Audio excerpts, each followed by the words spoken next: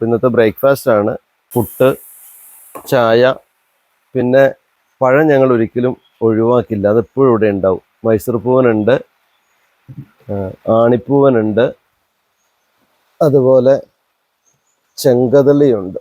എൻ്റെ ആഹാര രീതി കുറച്ചൊക്കെ വ്യത്യസ്തമാണ്, അത് സജസ്റ്റ് ചെയ്യാൻ പറ്റാത്തതുമാണ്. ഒരു ദിവസം 2 കിലോ പഴം കഴിക്കും. അപ്പോൾ ഇതിൻ്റെ കൂടെ വേറൊരു കാര്യം കൂടെ എനിക്കിഷ്ടമാണ്, കാന്താരി മുളക്. ഇടയ്ക്ക് കാന്താരിയുടെ ഒരു എരിവ് അതും ഇഷ്ടമാണ്. അപ്പോൾ നമുക്കൊരു കാന്താരി മുളകും കൂടെ പറിക്കാം. അപ്പോൾ സാർ